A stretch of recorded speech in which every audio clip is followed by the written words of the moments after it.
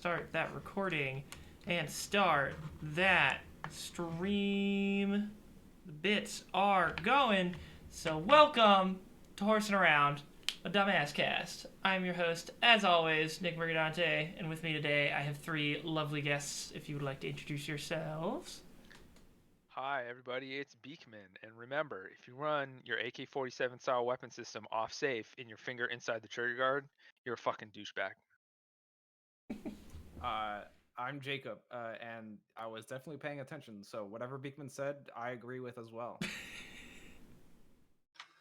Hi, I'm Nando. I disagree wholeheartedly with everything Beekman just said. Oh Wow. boy. Alright, let's start Wow. up a crossfire here. Alright, Fucked Beeks, up. Nando, Fucked go up. at it. Just murder each other on stream right now. Yeah, see, as a guy who knows very much about guns Mhm. compared to Beekman, Yeah. I just know so much more than Beekman Yeah. about guns. We know Nando. He is the gun expert. That's his title Yeah, on the server. I think Nando.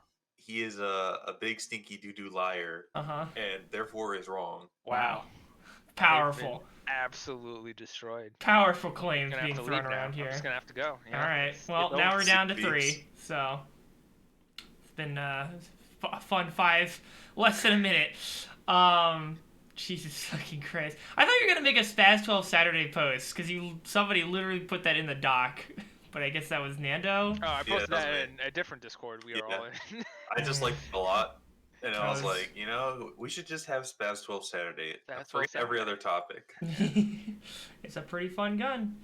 And then when you talked about the fucking finger jam thing, I was reminded of that other thing that was posted in another Discord server that we will not be showing on stream.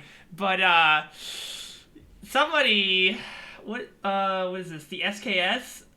Somebody just got their dick stuck in the fucking. Look, this is what happens when that's your brain on /K on 4chan is you get weird fetishes about Eastern Bloc milsurp, and it's just like, why would you stop. put your dick anywhere near that? I just don't understand. Get Why some would help. you? I mean, he was going to hold the bolt or receiver. I don't know, Beekman. You might be able to know more about which component this. It's the Hold the bolt. bolt back. He should have held the bolt back the whole time he was trying to fuck the gun, but he let go. I'm just saying, on a good fucking modern weapon system made in the land of democracy and freedom and capitalism, the AR-15, you can lock the bolt to the rear, and and then just go to town. Beekman has Just go to experience town. with this. He knows from personal experience. Okay. I don't think you should be throwing stones in glass houses, Mr. There is no glass house here, sir. How dare you? Sorry, glass stable. Oh my Maybe god. that's more accurate. Oh my god. Okay. All right. Great. You guys were talking about something before we started up the stream, though. I didn't catch exactly what was happening. What's going on with the Japanese Olympic Committee or Tokyo something? Olympics. Haha. All right. The Japan.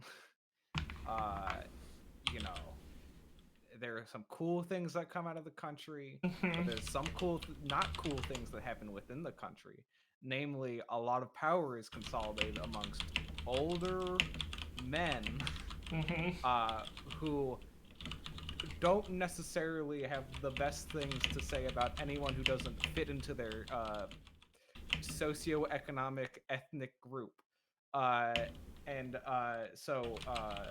The Yoshiro Mori, who is now the former head of the Olympics organizing committee, has resigned this week. Or technically it was last week because this was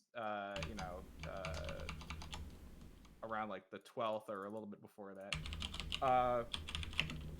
Due to comments he made reportedly during a February 3rd meeting, because what was basically going around is that people were like, hey, there's not a lot of women on this committee, and I don't know if you know this, but women participate in the Olympics too, so don't you think we should improve? Also, just in general, Japan has a problem, like I said, with power consolidated amongst an older generation that is more conservative, especially around gender roles. And so Mori reportedly said, if we increase the number of female board members, we have to make sure their speaking time is restricted somewhat. They have difficulty finishing, which is annoying. uh, which is like slam dunk sexism downtown. Damn. Wow! Yeah, that's something. This is the guy who served as prime minister from 2000 to 2001. Anyway, he's 83, and so yeah, he resigned because basically, logically, a lot of people got upset about this. Yeah. guy. What? Are Like, you kidding? Wow, man. I couldn't have seen that one coming, dude. And so I think it was reported like around 500 volunteers like quit on the spot when they heard that happen. Damn. And and I think a couple torchbearers. This is all from a Times article I have up right now because it was the one with the quote in it. So I think they have a new the new head of the committee is a former female athlete. This was like a whole hullabaloo. Also, it comes 6 months before the Olympic Games start, and also, I'm of the opinion that we shouldn't have Olympic Games at all. Well, I think actually, I believe recently they're honestly probably at this point the Japanese government might be soon to announce it that they are just going to simply punt on having the Olympics and then just re-enter the race for the next open Olympic slot in Really 2034 or something. So it's Wow. like, yeah, Huh. at this point, because I mean, at best, you delay the Olympics because 6 months from now, well, the we're world coming up still on won't. 2022, and there's Yeah. gonna be like whoever When- you know, yeah. 2022 Olympics, the winner, like Yeah. eventually, like it's just like, listen, we can't. Mhm. Yeah. They're just the logistics deals and a bunch of other shit just become Right. complicated. And they're just like, listen, Just hold it in America. We're already fucked Florida up. Oh yeah, the Florida inside Olympics. the WWE Thunderdome. Remember that time when fucking Donald Trump threatened to withhold aid from countries that tried to get the World Cup instead of Yep. America? And I was like, dog, what the fuck's happening? What the fuck? Yeah, You don't even care about soccer. Why is that of all the hills to die on? Why that one? Why? I don't know. My man was the master of climbing all the dying hills. Yeah. Yeah, that seemed to be his favorite game. Was find a new hill to die, just a new one to die on every day. And he found a lot of them. He found a lot of great Oh. hills. Oh. Anyways. But yeah, that's basically what happened. Okay. Yeah. I didn't hear about that. That was interesting. It's fucked up that there was... I mean, just the fact that even if he wasn't saying fucked up shit, like an 83-year-old is on your committee, like, I don't think any 83-year-old should be doing anything except retirement, personally. That seems like... Ages. Nick hates old Nick hates people. old people.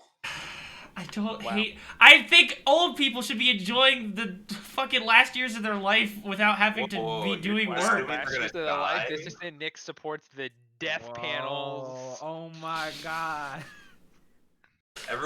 Nick's saying people have to die after a certain age. Yeah. Bombshell reveals I coming don't out know. here today. So here's the thing is like I don't know. I don't like attributing things to like you're old therefore bad. Yeah. But I like I don't know. It just comes with territory. Like you have to understand that like if you're older, they'll probably have more conservative views, and then you go after those views Mhm. regardless because hey, guess what? If this guy was like, Yeah. 25, Ben Shapiro's not old. Yeah, And exactly. he's a Ben fucking Shapiro's shithead. not a- Yeah. but you'd be like, I don't understand. My doctor's a wife. My doctor. My doctor's a wife. Source, Actually, that my works a lot doctor's a better. wife. That's fucking great. We need podcast merch, Nick. That needs to be the first shirt. My doctor's a My wife. doctor's a wife. Oh my fucking Horse it god. around. My doctor's a wife. What a fucking madman. I don't know how he's still able to like write reviews on shit. I feel like people. Is Ben Shapiro the one where he's like, I can't make my wife wet? No, Yeah, he's the one who said it's not that he can't. Like, no, that he yes, he can't. can't He's do it. protecting her Doesn't from a happen. medical condition. Yeah. Yeah. it doesn't Oh, happen. okay. Yeah. He says wet ass pussy is a medical condition, and his source is that his wife is a doctor, and his wife doesn't get wet. Oh. So. Oh, I see. My favorite thing about Man, it, imagine like, being like WAP is a medical condition. Literally Ben Shapiro. Ben Shapiro is such an interesting character because I remember him from like a while ago. He is a when character. really- He's not a when- real when he was- human. Yeah, when he was first coming to prominence, I was like, wow, this guy's a fucking shithead. But I just really enjoy that the world has like deigned that like no, we all agree, fuck, like Ben Shapiro's a fucking dunce.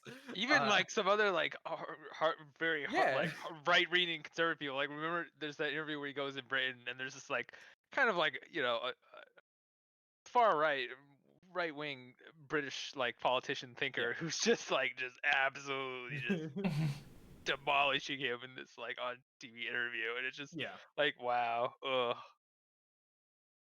Crazy. I mean, but there's still people that fucking listen to his shit, which is what I'm like blown away by. I guess it's just like people still listen to Jordan Peterson, and I haven't seen that guy since he almost died. Yeah, that's true. Yeah, he's gone into hiding. That's like after he got decked in the schnoz. Turns out that actually makes people kind of afraid. His daughter got him coronavirus, and he almost actually died. Oh shit! I didn't hear about that part. Yeah. Fuck. Wild. And something. You get what you fucking deserve. TM. I don't know. There's an image of him which he's someone who's like, if only these young men would just clean up their rooms and get a job. And there's like this image of him looking disheveled and like his room being a mess. And like, I can't believe this poor young lad won't just pick himself up by his boots. Good lord. Oh god, why is the first news article the fucking Sun? Give me this. Oh, I didn't really... Wait. Britain. I thought Jordan Peterson was a young... No, I'm thinking of Richard Spencer. Richard Spencer, yeah. Yeah. That's a different Nazi. Oops, my bad. Yeah, Richard Spencer was the one that got decked in the schnoz. But, yeah, It do be how it be. Let's see, what we got here on the topics list for this week. There is the Nintendo Direct, which actually doesn't seem like much of a topic at all because not much happened. So pretty incorrect. I really like the game that has no name. What? Triangle Project strategy. Triangle Strategy. Working Oh title. god, yeah. What will your convictions be? Good boy.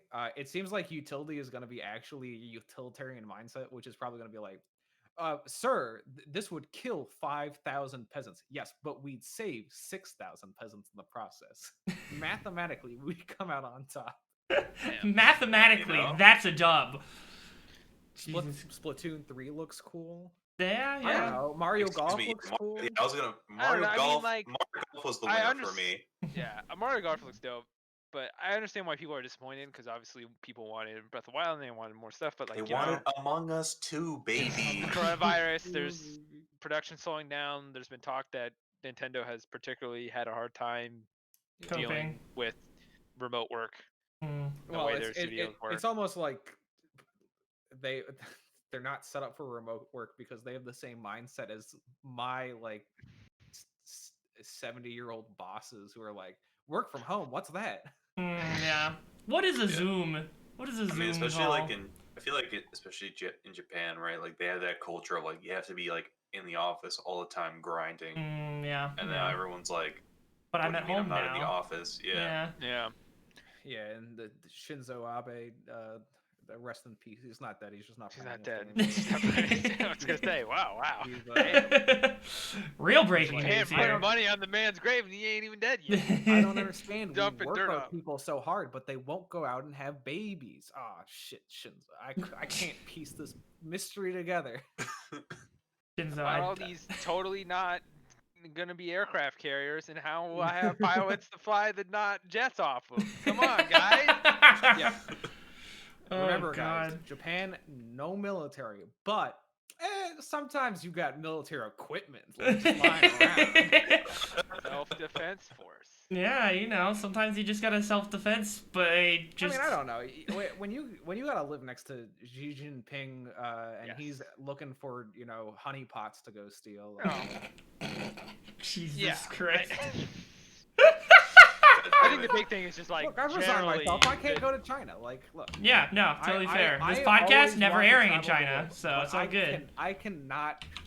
There are just some countries where I know, like, I can't go there. I know I'll like be like, I'm so glad I get to visit the big wall. But you know what's not as big as this? Xi Jinping's fat ass.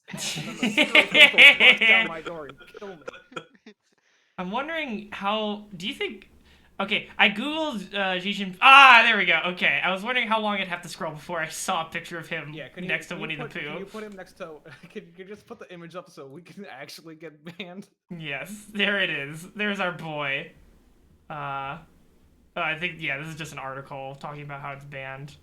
I think. I mean, Formatted so poorly. There we go. woo-hoo. Indians I are got using Winnie the intimidated Pooh by to taunt Xi Jinping amid fucking Indian-China border violence. Are you shitting me? They're fighting with memes now? Dude, they've learned from their PewDiePie war. Oh my god. Don't remind me of that. Don't remind me of T-Series versus PewDiePie. Yeah, I don't dude, need to think about it's just that. some bitch lasagna. God damn it. Yeah, but You ever think that we're constantly regressing? Yes. yeah, society We're has going not. back. Yeah, that's that theory. It's like it's incorrect to Well, look at okay. history as a constant progression upward. Listen, man, I'm just saying. There are peaks and valleys. Think about it, right? You know, we're going back in time because suddenly all these games I used to play are coming out again, like Mass Effect 3. Yep, that's And true. Skyward Sword. Yeah. The other favorite game of Wow, yeah, 2011. that was their bookender guys- for the Next fucking time. Nintendo conference was Skyward Sword because they had to say like, hey, we don't have Breath of the Wild 2 news, sorry. Hopefully you guys will take this instead as a bone, and they put out a trailer for what most people consider to be one of the worst Zelda games. Listen, to be fair, It's not though. I'll actually buy it because I never played it originally. So And at least it's got button control. It's like got a more traditional. Yeah, control it's not scheme, so tied you to don't the use motion controls anymore, so maybe that'll improve Yeah, it somewhat. Hot take: motion controls in Zelda were kind of fun. I enjoyed it a little bit. Wow. just use Are standard you? controls. I thought they made it so you had to use your Joy-Cons. No, you can. You use can, but you can also because it has to work on the Switch Lite, right? Which doesn't have detachable Joy-Cons. So, Okay. so you can just play it. But they've So mapped. I guess They I guess they got explain they got a map for like vertical and like horizontal slashes, right? So you use the right you lock onto an enemy and use the right stick to essentially pick which a direction you're attacking with your sword. Yeah, which is a think about, like, control scheme Mountain- that some games have done for sword Yeah. combat. Think like Mountain Blade or like Yeah. Chivalry or something like that. It works Yeah. similar. Yeah, I don't know. We'll see. It's very curious because like I definitely remember like going through when Skyward Sword came out and everybody was shitting all over it, and I feel like there's just People like I understand this might be the wrong comparison, and also sorry Nando if I'm just jumping in. Go for it. But I don't know. Zelda fans kind of be fickle a little bit, and I Yeah. understand. Like I understand. I know the problems with Skyward Sword, and I agree with those problems. I don't want to like erase the actual problems and say like The beginning of that game fucking drags, man. Yeah. It like takes 10 hours to get going. Yeah, and I agree, but also like I don't know. You can say that So, like, without the weird vitriol around that game, Oh, where I'm like, yes. dude, calm down. That's just evergreen statement Well, there. so- You can say that without the If weird you- vitriol. If you Yeah. look at every Zelda, like every new Zelda that comes out, I say maybe except Breath of the Wild, like I feel like every Zelda fan hates the shit out of it, and then when the next one comes out, they go, "Oh yeah, the previous one was fucking right. dope." That's what I was gonna yeah. get Oh my to. god, Wind Waker. Yeah. Yeah. Zelda. Yeah. Oh, why the graphics look? Oh, Yeah, I want I my mean, even- mature even Zelda. Twilight And then Princess. Twilight Princess comes out. Twilight It's like, Princess oh, I didn't want was- my return Zelda like this. Yeah, also, it's like, oh, it's so edgy now. What the fuck? I wanted like my classic, like fantasy. Yeah, and this is But why the Nintendo Twilight Princess just thing gets me actually mad. I'm sorry for jumping in, but like it aggravates me so much because they're like, Wind Waker, what is this, a baby game? Give us real Zelda. And then they give them real Zelda, and they're like, what the fuck did you do to my Zelda? I'm like, what do you guys want? No, Yeah. Twilight I'm saying Princess is a literally, clear reaction to the they reaction. literally always Zelda fans will always shit on the game when it comes Right. out, and then once the one after that one comes out, then go like, the previous So- one was fucking awesome. The Zelda zealots are the people who got very upset at the time GameSpot's Jeff Gerstmann when he deigned to give Twilight Princess an 8.8 out of 10, which is a pretty good score. Yeah. Yes. Pretty fucking good. All things Uh, considered. You know, and it's not like the man hates Zelda. He literally gave, I believe, the first 10 in GameSpot's history when he gave Ocarina of Time a fucking 10.0. Mm-hmm. He's like, yeah, we should probably give this game a 10. So it's like, it's not like the man hates the Legend of Zelda. So it's. I mean, I kind of I wish game critics would actually critique games more and do that. All right, I rather see an 8.8 and explained than every game's 10 out of 10, baby. Well, IGN. that's where I want to jump into, because this whole discussion is reminding me of a classic Donkey video where he makes the first video about in the series about games critics, and he makes the second video about where he's like, yes, but now we need to get to the lowest rung of games critics. You guys. Every time you're like, give me, come on, I can't believe games critics would be like this and just roll over, give every game a 10 out of 10. But then one lady gives, Days Gone a lower grade than you thought it deserved, and then you start doxing her. What the fuck? Yeah. It's that kind of shit where I'm like, yeah, man, there's a reason IGN fucking gives every game a 10 out of 10, because because they're gonna piss if they don't, they're gonna piss off somebody that has the ability to dox one of their employees. It's weird because gamers are just the worst type of humans. Game reviews started off. I agree. I think gamers should be discriminated against. Yeah. Game reviews started off essentially as consumer advice, right? Hey, here's what you spend because games used to be wildly differently priced. Yes. Phantasy Star 2 came out for $90 US. Yep. Fuck. So you were paying a potentially a pretty expensive amount for also a game. in the 80s and 90s and stuff, Yeah. people were doing that high price thing, but also the dollar was worth way more back then, so it was you were basically spending $110 back in then today's money. So so so a lot of game reviews were not necessarily couched in the art of meeting or whatever. It's like, hey, is this game gonna be worth money? Are you gonna get enjoyment out of it? What or even just purely informational, because there's not videos, there's not demos you can play largely.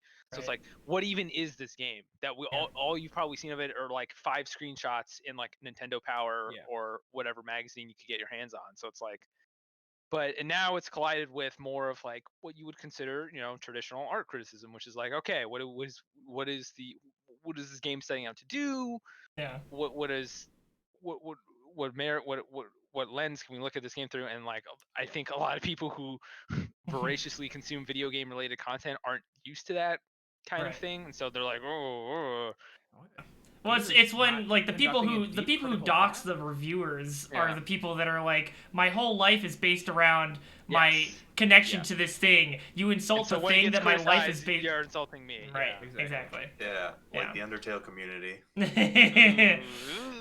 Oh man, I'm glad that I have come into Undertale far past its prime, so I can just ignore. I understand there's a community that's fucked, and I can make fun of it. A lot of indie games have this weird Omega fan base. A lot of the big indie games. I think it's a lot, specifically for Undertale, the fact that Toby Fox had a big hand in the Homestuck stuff, and Homestuckers are just fucking advanced on their own. Yeah. So it's defining your idea. It's the new, not even the new way, but end the global war on terror, start the global war on Homestuck. This is a position that we can all get behind. I'm running in 2024. Oh fuck! You heard it, fucking news flash, everybody! I will unleash JSOC on American soil to rid us of Homestuck for once and for all. Is that before or after me? Where are they going? You're going to be the debut. Okay. You're going to be made example of. Wow, I'm honored to be the first on the debut of J-Sock on our own soil. Powerful. To go back to the just real quick because I had something I wanted to say on the Zelda topic. I think it's basically I think it breaks down to like there are older Zelda fans that are like very overly invested in the series and have their nostalgia rooted in like the previous generation of Zelda like the games. Zelda timeline, and they're very interested in what the Zelda timeline is. Right. Like, But like so people got mad at like Wind Waker because it was different, and then they made a huge fuss about that, and then nowadays the people who actually liked Wind Waker were 5 at the time when Wind Waker came out. So now they're older and they like have a much easier time making their online presence known.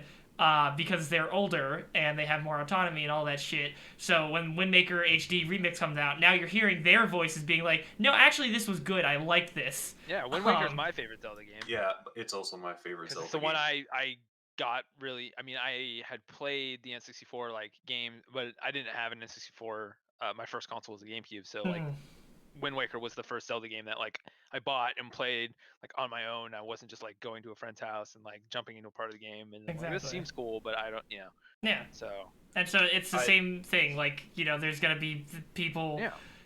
Wind Waker happens, and people get angry about it, but then there's a whole group of people that you aren't hearing from that do like it, and then the same thing happens with Twilight Princess, same thing happens with fucking...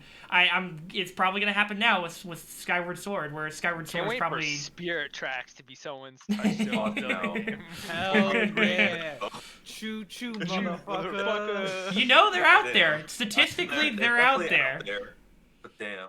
I mean, for me personally, I love Wind Waker because I feel like it has the best sense of adventure out of any Zelda take. Oh yeah. Which is a hot take. Which might be a hot take. I don't know.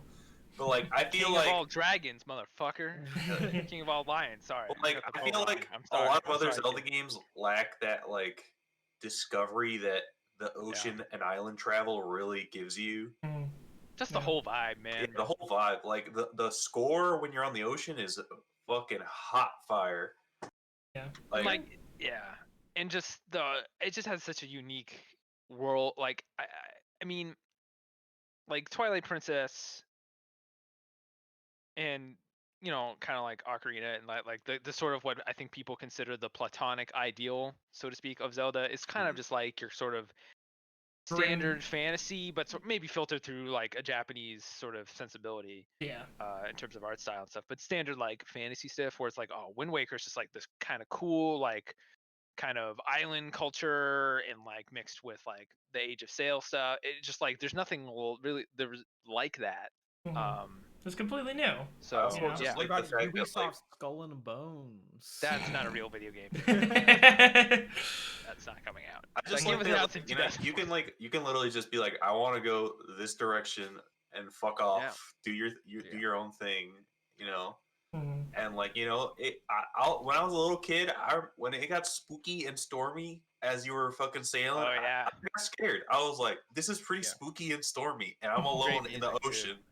Yeah, that sounds terrifying to me. I mean, especially like that you would come into like some of the zombie islands that are just like full of fuck shit, and you're like, what the fuck did I just? What is this place? Why did I get here?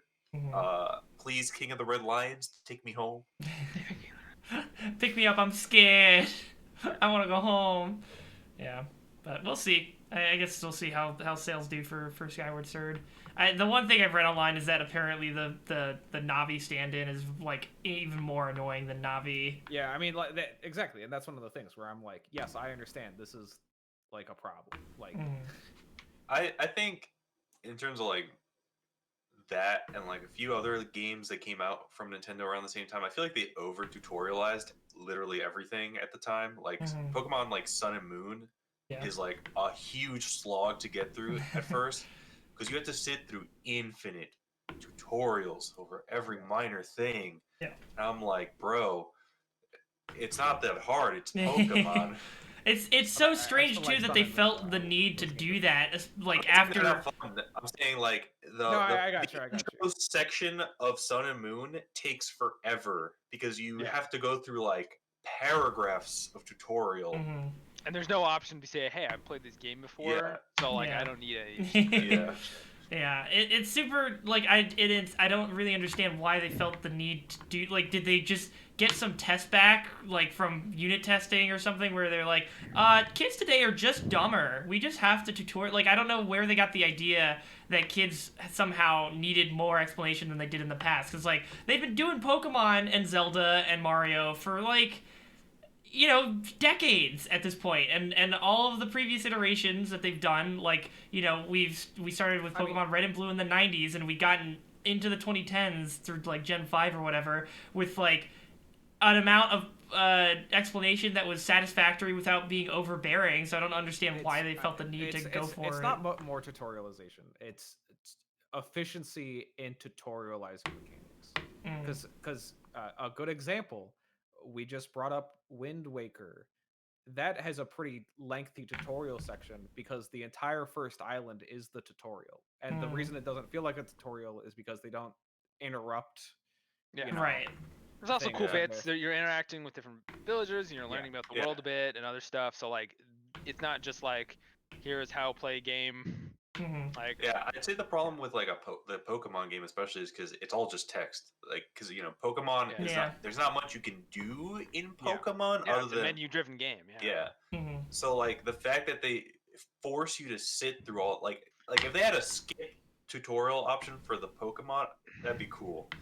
But yeah, like Wind Waker, yeah, like they still explain a bunch of stuff to you, but at least you get to swing your sword around or fucking roll like an idiot around the entire island. True. Yeah, and that's the reason why I think Breath of the Wild Breath of the Wild did so good was because its tutorialization was in a similar fashion of like you just got to experiment with shit as you got it. You just like, okay, I've picked up an item. What is this? Or like it is in my hand, so it's like a weapon. So how do I use it? And then it's the leaf. So then you realize if you charge the leaf, it makes a wind blast, and then you realize it knocks opponents back and it does other stuff.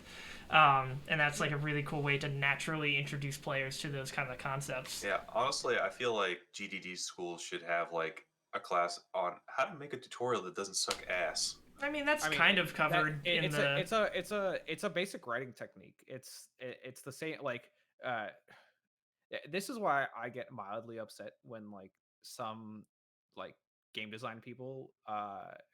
This is more about like stuff I read in articles.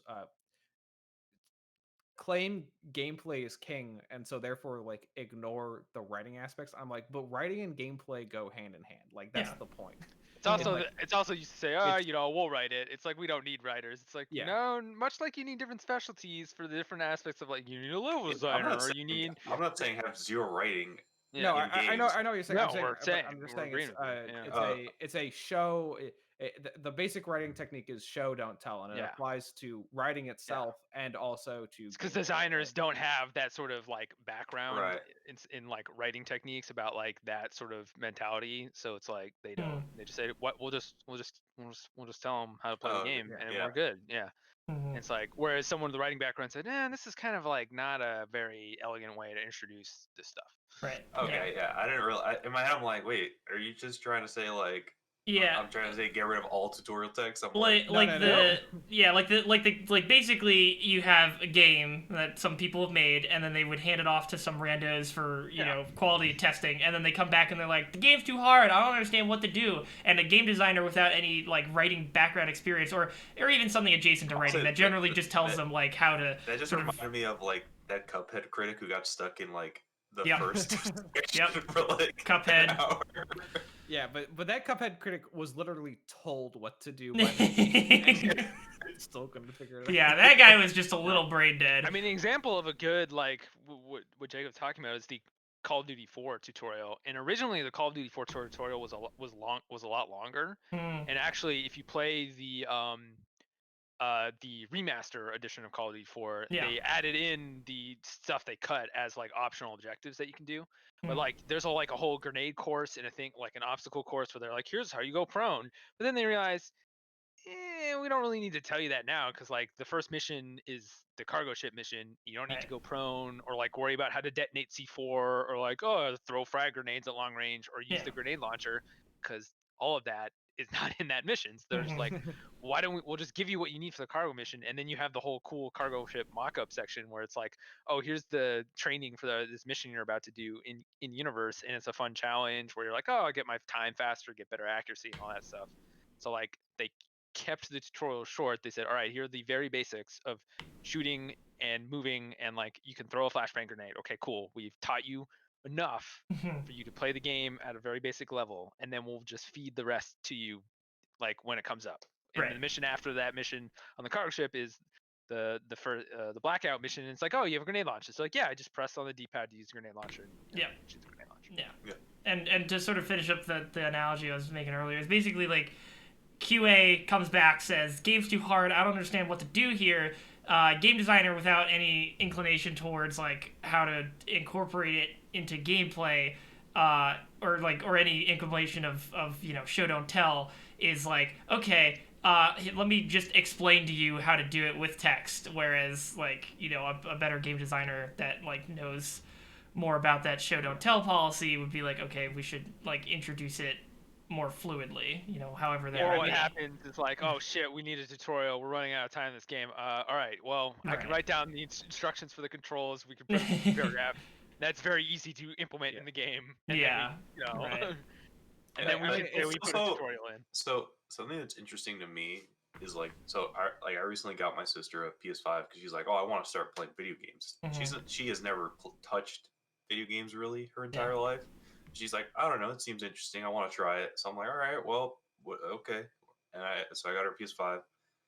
Watching her try to understand video games is interesting, because shit that like makes sense to me instantly is like a monumental task. Because you've had so many years of just practice of the conventions of video games. Like imagine if like you had to learn different ways of reading, like reading had different like mechanics to it, and you had to fucking like, all right, you get a new book, all right, I guess that's maybe like it's a book in a new language, right? It's like gotta learn a new way to read this, It's like like if you're picking up like an FPS for the first time, that's like learning a new language, and then every time you play a different FPS, like as you're getting into it, it's learning a different dialect of that language, but it's still like a different dialect, and it has a bunch of quirks. Like if you learned Italian and then Portuguese or something like that, you'd be like, yeah, okay, all right, well, I know how some of this stuff works. But it's just like stuff like, I mean, like she gets like the visual like overload of like all the bullshit going on in a game is so strong.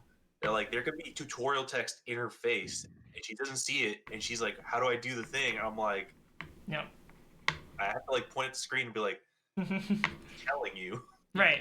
Yeah, but it's just something that's become so natural to us, and that's another reason why like game designers have to be really conscious of the fact that they are designing for everyone, or they should be, and like that includes people who have never played a game in their life before, because those are some of the most important people to hook into your game, because then they might be new investors that'll come in and keep playing games down the line if you keep making more.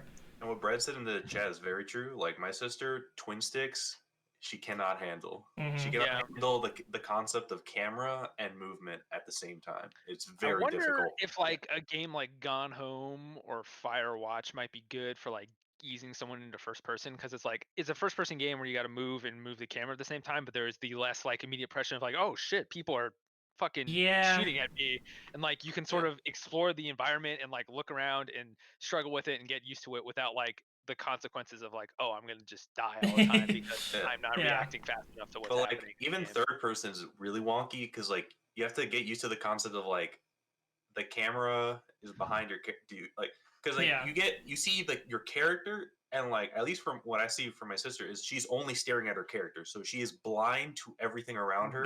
Tunnel vision. And then she gets like, and then it becomes infinitely harder for her to figure out where she's going, because she's only staring at her character at all times. Right. Yeah. So, and again, like it's human brains, the more you experience something, the you start to just pick up on stuff, and eventually. Yeah, but it's just like stuff I like, like watching her learn video games. I'm like, wow, this is stuff like I don't think about anymore. It's so weird to me to acknowledge that, like, this is something like someone could have an issue with, like finding their way through like a third person world is like really hard when you're not used to that, like how to navigate in that kind of thing.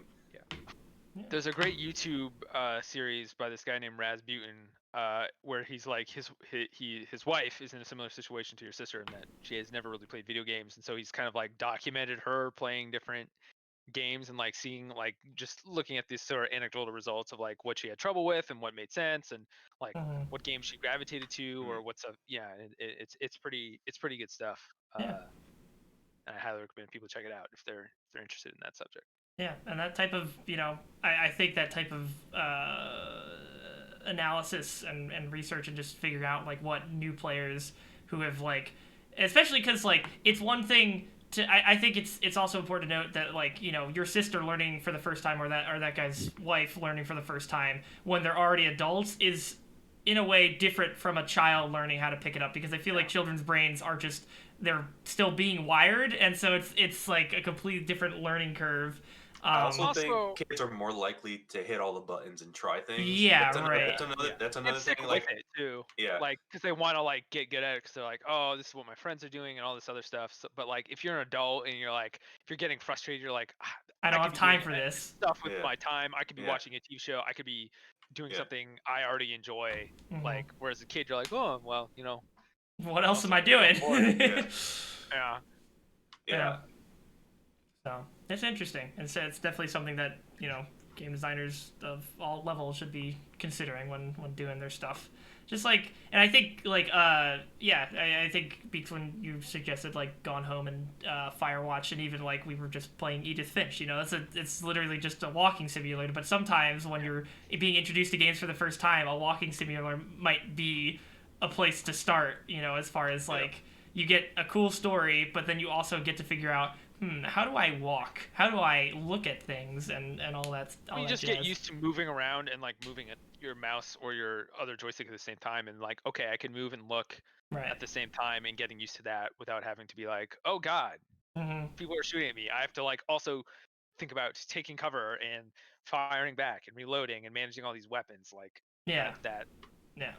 There's just like a lot of systems and it's like a lot of the like Call of Duties are just like they're assuming, or well, they're marketing to the base of people who are already into Call of Duty games, so that is sort of an assumption that they take in with it. Is just like, you guys know what you're signing up for. It's Call of Duty. You've played Call of Duty. Keep playing Call of Duty. And so actually another thing that's funny to me is when my sister plays, like she physically moves a lot. Oh yeah. Like with just a controller, I'm like I still do that if I'm playing controller games sometimes, yeah. But like she it has motion controls like a little bit like the PS5 controller, right? So she has to do a movement with like the controller where she has to like flick it up. She goes like like she fucking yeets that controller, man. Like I'm like, oh wow. You're gonna embed that shit in the ceiling. Yeah. Like anything in the game, like she reacts super hard. Like an enemy shoots a little pellet at her, and she's like freaking the fuck out. Like she is like, I am getting attacked personally. Yeah, no, I mean it was either you or Beaks that said it, but like sensory overload. Like you're literally for experiencing for this first time. It's just like, holy fuck, everything is happening at once right now. Yeah. Jesus Christ. I still do that sometimes when I get like if I'm playing like. I played Project Wingman, which is the sort of Ace Combat-esque game that came out recently. But like, in the controller, but I'm like trying to evade a missile, so I'm like leaning in. I'm like, all right, turn left. Give it that extra tug that you need. I think. I think that's very strong in like racing games and any kind of vehicular movement games that are like really fast paced and stuff. I don't really do that much. I do certain things for some games, like in Pokemon games. If I'm catching a Pokemon, I will mash the fuck out of the A button, even though that's not a real thing. It's just something. It's been stuck in your brain. Like Yeah, I know in. Dead by Daylight, like when I'm playing killer and I really need to reach that survivor for the attack, I lean in as I'm hitting M1 and it doesn't do anything, but I'm feeling like I'm lunging at him, and it's just a natural body reaction. I don't know why I do it, but I do, and like I don't know. Hey man, that's immersion. It's immersion, and it fucking works for as broken as that game is. They got the immersion in there, so. I'll have to give him that. Yeah. By the way, you heard it here first. Nick finds it immersing to be a serial killer. Listen, I don't want to kill people in real life, but there is something fun about playing killer in Dead by Daylight, okay? For as broken as that game it always is, it's always so satisfying to hook those fucking Me myself personally bitch-ass would never want to survivors. kill anybody, but video games do make me want to kill people. Makes me want to kill virtual people, okay? Where there's no consequences. Yeah, dude, that's why in No Russian and Call of Duty Modern Warfare 2, I was just like, no. Oh, no. yeah. Oh no! Oh no! we're getting to spooky territory. Speaking about games about war crimes, I saw Beekman's post from last week about 6 Days in Fallujah. Oh yeah, which, yeah. No, I dropped that topic in there. Here we go. It really does be summed up by you saying, "Be like insert circus music." It is. It's just a circus at this point. So you want me? I can give the background. Go for it. Yeah, go for it. So 6 Days of Fallujah. I'll start at the beginning.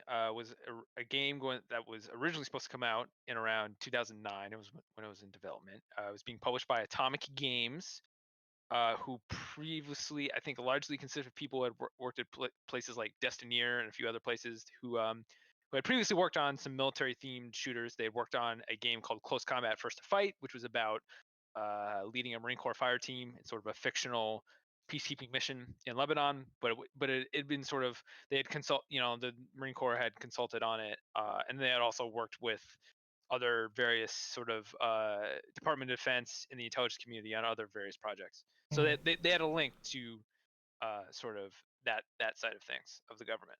Yeah. So 6 Days in Fallujah was going to be about specifically the second Battle of Fallujah in November of 2004, which is when the United States Army and Marine Corps sealed off the city of Fallujah after 4 Blackwater contractors who were traveling through the city were ambushed, killed, set their bodies burned, dismembered, and then hung from a bridge. So like a pretty brutal, gruesome imagery. And sort of the United States decided, okay, we need to, the level of violence in Fallujah has escalated, so we're gonna pacify this city.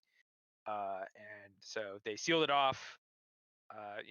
They famously, let women and children pass, but they decided to keep anyone they considered of fighting age and bottle them up because they didn't want insurgents to potentially slip through their lines. And then they began as the name implied, the 6 Days in Fallujah. They in this sort of arduous forget how long exactly, but it may have been just over a week.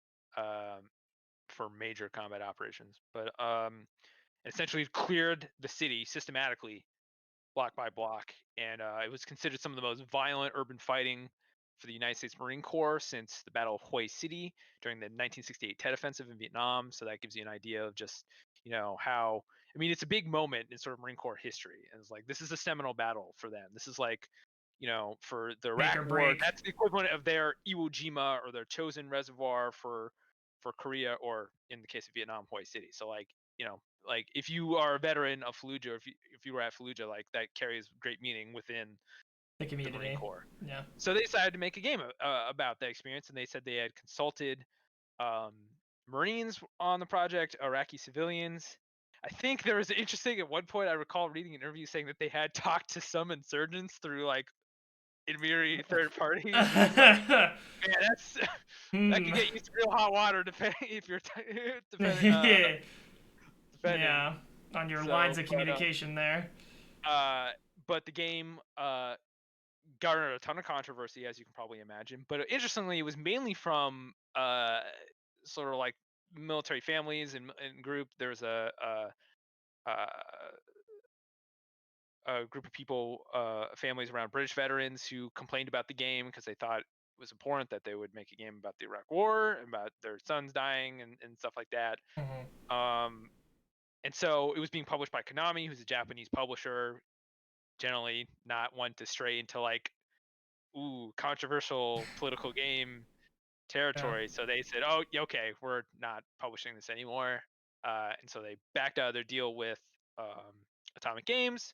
Atomic Games tried to shop it around. There were no bites. They eventually repurposed a lot of the technology in 6 Days in Fallujah into a game called Breach, which was kind of a very mediocre modern day military shooter when those were coming out all the time. It had some Yeah. cool destruction tech, but Yeah, it was yeah. not notable.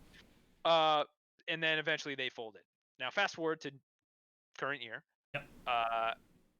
It's being brought back by some of the original people involved, being done by a new studio. I believe it's Marty O'Donnell's studio that he started. That has a Oh, bunch of Highwire? former- Highwire. Highwire is developing it. Oh fuck, I didn't realize that. So there's a bunch of former Bungie devs, I believe, there who are working on it. So an interesting development pedigree for sure. Now, so when it got re-announced, people are like, "Huh, that's interesting to come back." Like there are people obviously like say, well, "I don't know about the game."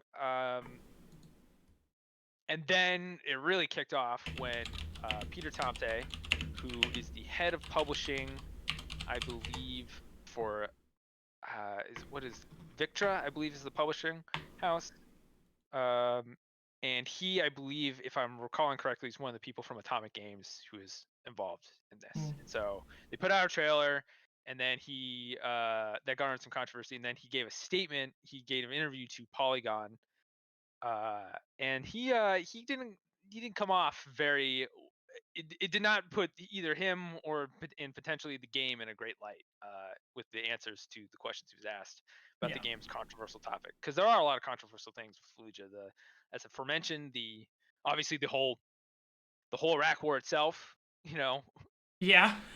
it obviously widely regarded, pretty much universally regarded among reasonable political circles, both on the left and the right.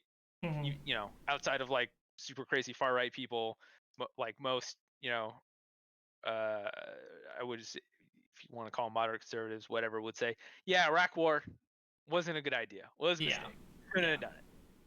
Turns out when there are no fucking tangible results from any war we've taken part in, it's not like anybody can seriously defend it. Like, what the fuck were we there for? Same thing as Vietnam. We just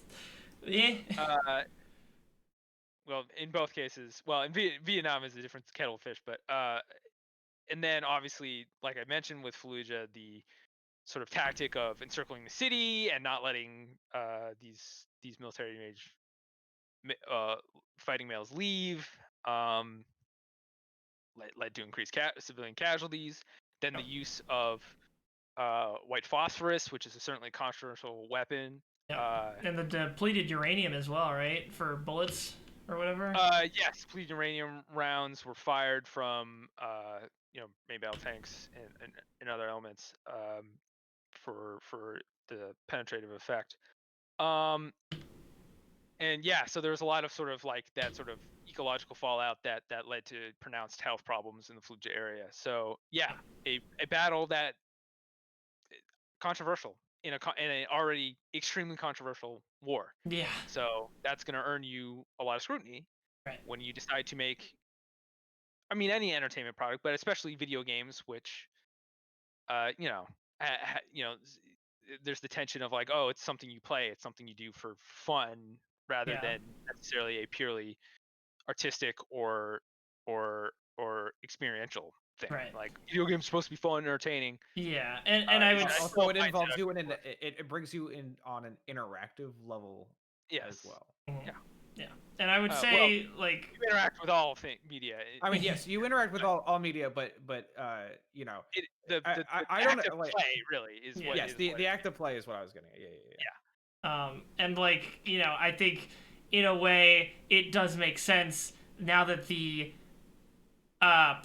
general public's understanding of video games, I think, has evolved beyond it is a toy that you play with, because we've gotten to a point where there are very big games that are very serious, like Last of Us and like games that are not clear, like definitely seem like, oh, these were not made with children in mind. Right. They were made for adults, and they have like adult themes and adult stories. They're trying to tell things that are like hard things to process, and I they think it's tougher just because this is a real life event, right? Like right. telling those artistic stories are easier when there's not that emotional connection Sort of that that exists. fictional wall, and Yeah. like Yeah. they put that in their marketing because they talk about like, hey, we've got these real Marines who are there, we've put them in the game. Like they had this guy who was a sergeant at the time, his last name was Garcia, I believe, Mhm. and like he's in the game virtually, so they're like very much saying, okay, you are going to be Yeah. playing these experiences that we are to understand actually happen. These are Yeah. the events that happen. And then Right. when you give this interview in which he talks about, well, I don't know, I don't know anybody personally that used white phosphorus, so I can't put it in the game. It's just like, it's like, yeah, and look, some people have been shitting this guy, and I completely understand. And like, I'm not gonna say don't do that, but I could say I can honestly believe that, hey, maybe the people he talked to never called in white phosphorus strike, never specifically or like never saw it. It's yeah, entirely possible. There were thousands of people involved in this engagement. right. They all have different experiences. So whatever. However, like this is a highly, like I said, it's a seminal event in Marine Corps history. It has been widely studied. There are many Right. like official government studies about it. Yeah. There are many There are books. many official sources you can pull from aside from If you want to personal read a book about it, anecdotes. Bing West's book about the Battle of Fallujah is probably the best. Like, if you want a good overview, like read one thing about the battle. That's a very good one. Yeah. Uh, and so like, yeah, so you can't just sort of like, well, I don't know, how would we find out about these? Like, it Yeah. just It's like doesn't it's fly, man. the washing of the hands that's like sort Yeah. of alarm of sounding of the alarm bell. It's just like there are very real effects, that you've already discussed that like this battle has had on obviously the Marines that were there, the insurgents that they fought, and the most importantly the people that live there, and they still are feeling the effects to this day. And like the fact that you don't address the more controversial aspects of it, I think is very much a and look, the game is bell. not out, so who knows? Maybe they were, but this It's not a great sign. this is not promising. Yeah. It's certainly. I mean, I'm going to probably play this game just because I'm a person who is very interested in military history, very interested, obviously, in the history of the sort of modern wars we are continue to be embroiled in. But I wouldn't say I'm like looking forward to it and like, oh yeah, this game's gonna be great. I'm like, gotta check this out to see what the fuck's, like what is this gonna be? Yeah, and again, you probably mentioned this already, but the fact that he was trying to be like, yeah, we're trying to keep this game apolitical. It's just like it's like war is a political. Wars are fought to achieve political means. Yeah, wars are inherently political. Nobody fights wars for fun. Some of which are popular political means. Like if you look at World War II, like. Yeah, the majority of American people thought World War II was justified, and yeah, but not for other wars like Vietnam, and obviously, and I think another thing is these wars, in some sense, even though that the Iraq War in 2003 is almost a different phase than the war in Iraq we are in now. Yeah. But they have not ended. There's Right. not a conclusion, and so there's not sort of that sort of cultural distance. So like I wrote about this because someone who's in this Discord with us asked us about it, or one of the Discords we're in. We're in so many Discords. Asked me about it, and like, if you look at, because like games have been about controversial. There's been Vietnam War games, and Vietnam is obviously a highly controversial war. Yeah. But I think those games got less flack because the Vietnam War, when Vietnam games with a lot of fidelity to them that were really like recreating like realistic shit, started coming out in like early 2000s. Like, I mean, it'd been over for 30 years at this point. Like, Yeah. There's been some distance the culturally. country had changed. Yeah.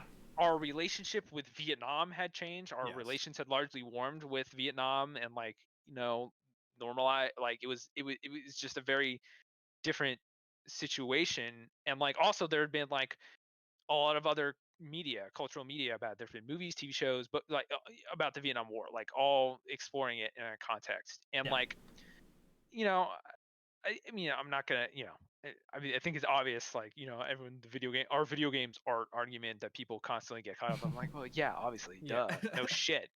Like, Yeah. there are, but like, I think video games, and I think it's starting to change, but largely rightly deserved, are generally seen of having less tact and less ability to handle serious subjects well. And like with the wars in Iraq and Afghanistan, like the popular mediums that generally are seen of being more able to handle these subjects, TV and film, have barely covered them honestly well. Yeah. Yeah. So like, much less for a game to do it, for a shooter game at that, where your Yeah. primary operative is like, oh, you're gonna be, shooting and killing people, and it's primarily seems to be about the American perspective, which I get it. They're an American game company selling their game primarily in America. They're going to Yeah. make a game that they think will sell to, Right. with this level American of that, because it audiences. seems like a game with a decent amount of production values involved. Yeah. So, but that doesn't mean like then again, like it means you're gonna get rightfully criticized when you downplay and erase the perspective of the other Yeah. people involved, particularly the non-combatants who were harmed and suffered because of decisions that were made by the American military hierarchy in Fallujah. So, I mean, like, it's, and like to your point of like the cultural disconnect from Vietnam as opposed to like the lack of cultural disconnect from Iran. Like, it's just, like you said, it's different things are happening now, and we're still there for different reasons than we were in 2000. But we're still there, and like from the average Joe's perspective, we've been hearing about going to Iraq and going to Iran and going to Syria. Going to like a Middle Eastern country that most Americans could not point out on a map if they were asked. Like, we've been having that experience like since 2000 or 2001, basically. 2001, yeah. Yeah. And so, I mean, like, and it's not to say that you can't try to do like, and there have been other games like the most famous example I can think of is the 2010 Medal of Honor game, which is set during a real battle in Afghanistan in 2002, Operation Anaconda. But if you analyze that, and they got their own flack because like people found out, oh, you can play as the Taliban in multiplayer. They're one of the multiplayer teams, the Taliban. They changed that to the OP4. I'm pretty sure there's still like VO that references like Al Qaeda and like different like references to different like Taliban and Al Qaeda stuff in the multiplayer, which is funny, but which shows just how like skin deep people cared about that shit. But anyway, they picked a battle, and I think they did this very specifically. Like, they picked a battle that was primarily found in mountain passes in Afghanistan, where there were barely any civilians. Yep. Yeah. And even if they were, they had all left. And they also heavily fictionalized the story. Like, they didn't invoke any names.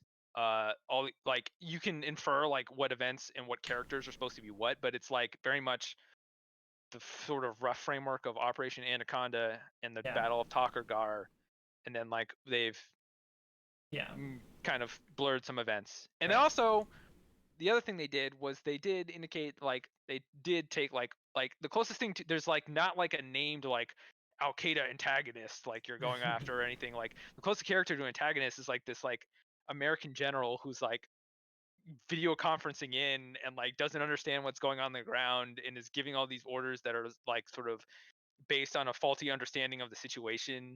There's also this incident that happened in real life that they portray in a game where there's a friendly fire incident from an AC-130 gunship that hit this task force of Afghan militia and Green Berets who are going to be a major part of this battle, and they show that friendly fire, they portray that friendly fire incident in the game, like, oh, the U.S. military is not perfect, they fucked up, they could have prevented this, and they like a bunch of people died because of it. And so like, even though it's like a very base level criticism and like not like super nuanced in the context of the game's like single player campaign or whatever, like it was at least something. Like, yeah. But I mean that's also the thing. Like I think it's funny that this conversation comes up every time about like are you saying we can't talk about this stuff? It's like, no, like even No. Call of Duty, which is like fictionalized to hell and has its many problematic elements, knows that if you're going to touch the third rail, don't do that barehanded. You either make something that looks like the third rail, or if you're going to touch the third rail, like you better have an actual like reason. Like, yeah. like and even then, like Call of Duty knows, like, don't make the story about the like the real thing. It can be parallel to the real thing, but like don't Yeah. invoke. It is useful to have that distance. Yes. Definitely. And I think in this case, like, I get maybe like this development team or this guy who's interviewed, like, they're very invested in the stories that these Marines who went through this told them, and I understand that. But again, like, you have to think you're- bigger than that. I don't know. Like, maybe that sounds a No. little insensitive, but it's like when you're selling this to basically, like, you're trying to sell it to a large American audience, and I think it's just like you're gonna get criticism, and you can say, hey, Yeah. we're gonna make a game for American perspective. That's the game we set up to make. But when people say, wow, another game that only portrays the American perspective, like that is a fair criticism. Yeah. It's like the movie Black Hawk Down Mhm. is a pretty good summation of what happened in 1993 in Mogadishu from the American perspective, but it is a very narrow window. It does not have some certain context about why this all happened in the first place Yeah. in there. And so it's like, yeah, and I think there wasn't as much criticism of having that narrow perspective back then, because not as many people cared about only having the American perspective. But nowadays, I think a lot of people have a more global mindset, which I think is generally a good thing. I think and also there's just like people are just generally have, well, they don't generally accept one narrative. Like, they just say, well, what else is going on here? They don't just accept. American people lying. are generally tired of getting lied to about the wars that they're getting put into and the reasons that their sons are getting sent off to die. I mean, it also kind of goes back to like basically something Beekman said at the very start of like, why do people like playing World War II games? Well, that's easy because it's a conflict that's Nazis pretty easy to define. are Nazis bad. Nazis bad. Wow, Nazis bad. hottest screw takes of all time here on Horsin Around. Nazis, Like- bad. And like in like a historical context sense, that's pretty easy. Nazis bad. Listen, I'm and- just saying the neo-Nazis might have an issue with that. Oh shit, the neo-Nazi fan base is dying. Well, they can catch these 30-06 rounds from M1 Garand. Oh god. In Minecraft. Minecraft. In Minecraft.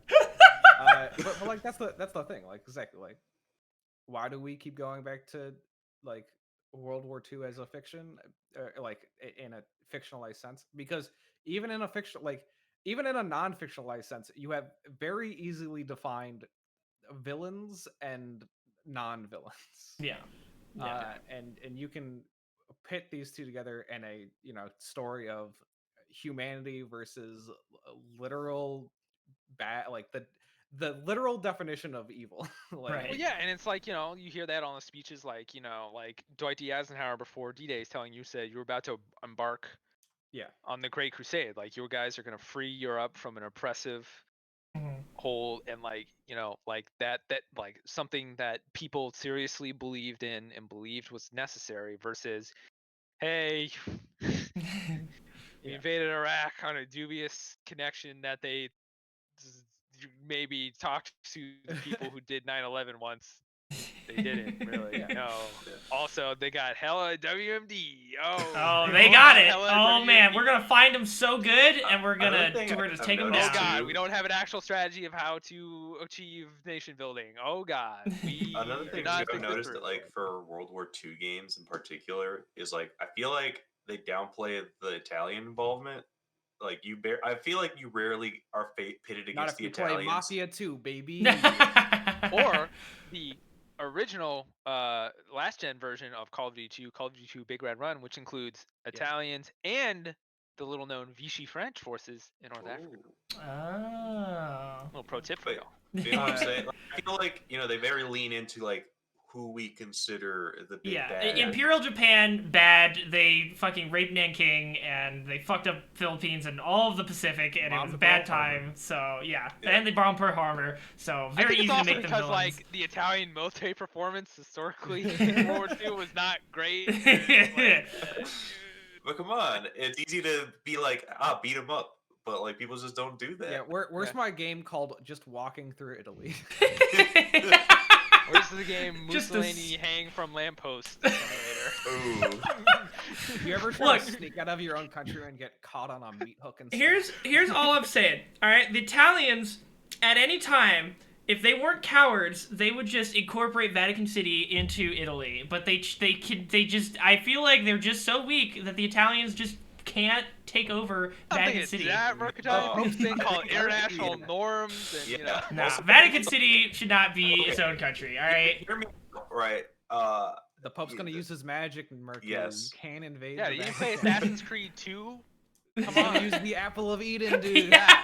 You play historical documentary Assassin's Creed 2. Catholics make a big chunk of the planet, and so I think they am a wouldn't- Catholic, and I don't think Vatican should. I'm irrationally upset by Vatican City being a It would fucking be country. sacrilege for any country to claim Vatican City. Yeah, but if any Come on, country was to claim it, it should be Italy. I love playing the Papal States in Medieval 2. I can't not play the Papal States. In Medieval 2. That's why I don't Vatican know. City got to exist. They just should take it. And like, what's Uh, Vatican it- City gonna do? look, Like, what we- are the we- Catholics we- gonna do? History has already created this. Like, if you got a problem with Vatican City, just create your own anti-pope and have Yeah.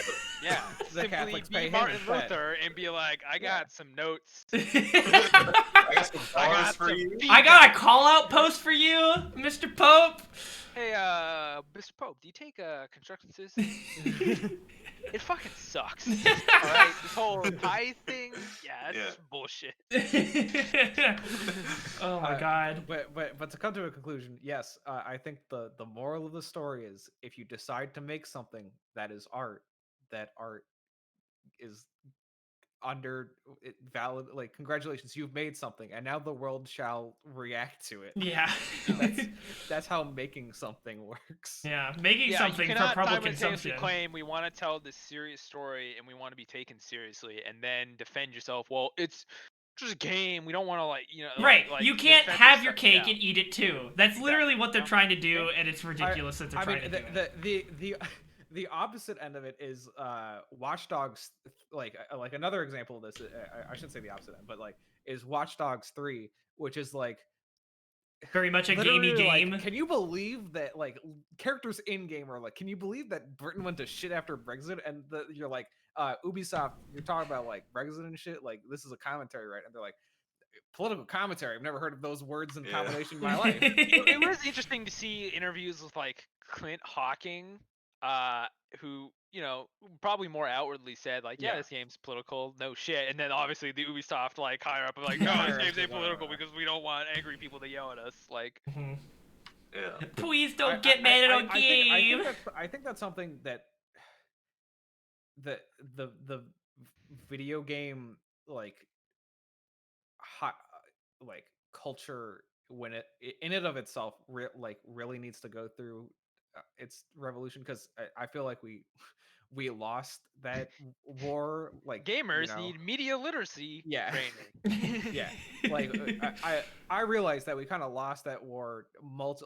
We've lost every battle, and gamers need a media literacy Yes, every please time it's come up. read a book. But also like it's just one of those things where it's like, I don't know, even movies understand like, oh yes, if we make something that is going to have controversy in it, it's going to be if we make something, there is always going to be controversy. Like Mhm. that is why when you watch a Marvel movie, you're like, oh yes, this is the most like not sanded down, I should say, but like Sanitized. there are intentional aspects of Marvel movies where you're like, oh They're yes, I very see. broad. They're very They're broad. they're very broad. broad. They're Yeah. clearly they're clearly designed, if that makes sense. Yes. Yeah. Yeah. Just and that's the thing is like, if you're going to make something, then you have to understand that there's going to be reaction to you making that. And I understand that movies are a lot older than games, so they've been able to have that. But like, Mhm. and I mean, this is what I appreciate about like some smaller studios that have the freedom of not large big company, but like they'll be like, yes, of course we're trying to say something Right. with this They game. they don't have to make as much money back, so they don't have to get as much I mean, money it's in not investments prior even to the about the game's money. release. It is a business mindset of like, who is in charge of marketing? Is it a marketing person, or is it like you have a small team, so your marketing is your team? So Yeah. like, it's one of those things. I mean, even then you still run into problems, but it's one of those things where it's like, you know Yeah, but my point, I guess, video is that games with really the need to get over this, like it's what Beekman said, and it's what we basically said for a long time, which is like, video games need to stop hiding their head in the sand, being like, nah, we're just we're games. just toys. We're toys. Yeah. We Like, were yeah, kids. art doesn't exist. You cannot be like, oh, games are art, games are so important, and like, all this and this, and then be like, whenever someone says, Yeah. well, I have some critiques of what you did here, and like, that is part of being art. Art is criticized, Yes. like, Yeah. and it's not because Yeah. people necessarily hate what you're doing inherently. Yes. It's because they care. Right. Also, and that's I mean, the main thing that gets me about it is like, I would like that to happen so that at least the discussion can occur, Yeah. where like you accept that the discussion can exist, because we're not even at the Yeah, we're dis- not even at that. we're not part. even at the No. Fucking critique and absurd. discussion can exist thing. Mhm. It's Yeah. no, no. No. Buy game. You buy game. You have fun. Don't talk to me about politics. No. Yeah, it's it's bad. like really weird because like I always feel like if I ever critique a game or if I ever like say like things I don't like about a game, I either have to like preface like like a paragraph to like make people not instantly hate me, Right. or like just know I'm talking to a sane human being. Yeah. And it's just understanding about like I think your blind spots and because like there are games that I love that are some of my favorite games of all time, that I, you, if you're taking a step back and looking at it from a different perspective, like for example, I really like that Medal of Honor 2010 game Mhm. because of like my knowledge of that stuff and some of the interesting sequences in that. But to the average person who doesn't have that context or isn't interested in that context, it's just kind of a Call of Duty also ran. That's like, okay, this is fine. Yeah. Like, it's not busted, but like, this is not why. If you look at 2010, like when that game came out, Black Ops, Black Ops. Why would I play Yeah. that instead of Call of Black Ops, which has better multiplayer and zombies and Yeah. a more outwardly like exciting campaign, like. Right. And I'm like, Sensationalized. yeah, that's reasonable. That's Yeah. a reasonable like criticism. Like, I'm like, I have my own context for why I think this game is very cool, but I gotta recognize that, like, yeah, it doesn't stand out outwardly. Yeah, and we're well over time at this point. I think this has been a good conversation. The one thing I just wanted to loop back to with the small development teams is like we've been talking about how like these guys try to avoid having a political discussion about the game they're making because it's hard to sell the game to as many people as possible if you are having to deal with people hating on it for being politicized. And like I think the small like in more indie studios have the benefit of not needing to sell as many copies. So if they I mean obviously they want to sell a lot of copies, but like if a subset of people get mad at their game for being political in some aspect, like that number of people that gets mad at their game isn't going to be as harmful to a smaller studio as it is going to be to like a bigger studio that needs to make back a fuck ton of money more on the game that they spent years producing. I mean, you know? I think focusing on making money back is still like the wrong angle to take, because it's profit maximization. It's not about recuperation. It's the Marvel thing without them having the media literacy to understand how Marvel like and Disney is successful in edging off, like standing off its edges. It's like They're just chopping off a piece Yeah, of they- wood. They're like, Yeah. okay, this whole section about like white phosphorus being launched in Fallujah and Shake a Bake attacks, we're just gonna get the old miter saw and just cut that off. Yeah. Just yeet that boy off of there. But then, I guess my question then, Jacob, is like, why would any studio, indie or not, want to ever make any why would any studio be okay with saying, hey, this game is political? You know, like in Because that It has aspect. If built it's- into their DNA. Like Yeah. maybe like if you look at a game like that came out last year, like Umurangi Generation, that is very clearly a game about anti-fascism and like and if you say the developers like, is your game political? They'd be like, yeah, fuck yeah, it is. Hmm. This is what we Yeah. believe. Okay. And but if you're at a larger game development studio like who's corporate and they're trying to toe this line, like, oh, you know, you may have your beliefs and they may like subconsciously or maybe you try and sneak them into the game as you can, but like products as a whole in terms of the marketing strategy, in Mhm. terms of like what will be said on the record to people who are being interviewed and in the game's marketing that consumers consume, Yeah. that's not going to be in there. Yeah, art is inherently political. Like I don't know, like a great example of this is like Phoenix Wright. Phoenix Wright is a game that's on the surface is this silly detective game where you at the end you got all the clues, you go to trial and you say take that. But in actuality, Phoenix Wright is a very scathing political commentary about the Japanese justice system, Mhm. Yep. which works almost as bonkers as the justice system in the Phoenix Wright game. Yeah. Yeah, or you're assumed guilty. Yes. And like that's the thing. Like, yeah, you can say that like people don't think of Phoenix Wright as like this inherently political game, but through how Phoenix Wright is made and the decisions made in making it, like if you're making art, you are making artistic decisions, and therefore you are making at some level political decisions. Even Even if you don't even intend the to. decision, even if you don't intend to, and even if you make the decision to avoid politics, that in itself is a political decision. Right. Yeah. Yeah. That's definitely true, and probably a good thing to end on here is like, yeah, their active choice to be like, we're trying to keep the game apolitical is a political decision. But Yeah. in Honestly, itself. guys, I think this whole stream has been too political for me. I'm gonna just demonetize you guys. And, All right. Sounds good. No. Well, yeah. Don't work for YouTube now. Oh, no. Papa YouTube coming in here. And, Yeah. we'll see if 6. I mean, will be interesting to see. We'll see if this game even comes out. That- who yeah. knows? Yeah. Maybe this will kill it a second time. I would not be surprised. And then they'll come back in another 10 years and third I'm time's the charm. interested to see it, and from just at this point a curiosity to see Right. where do they end up with. Yeah. Yeah. I think as a cherry on top of this whole conversation about how video games handle politics, the fact that fucking who was it? Oh shit. Machine Games or who did Wolfenstein, the new ones? That's the Machine Games. They did the new Wolfenstein. Yeah, in Machine Games. The fact that they had to come out during their promotion of Wolfenstein 2, where they used the slogan "Make America Nazi Free Again," and say that, yeah, we don't like Nazis. That's just part of our campaign. That is kind of just where we're at as far as video games and politics are concerned, as well as just how the world is with politics right now. So things are pretty fucking buck wild, and hopefully things will improve as more people come to, have these conversations about video games. So we'll see. Neo-Nazis, they get very angry. They get very angry, and then we just fucking ignore them because they're bastards. Anyways, you shoot them in Wolfenstein. yeah, and then you just shoot some Nazis in Wolfenstein to make them more angry. Anyways, thank you guys for watching.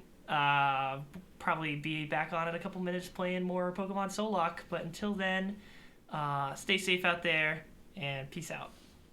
Peace.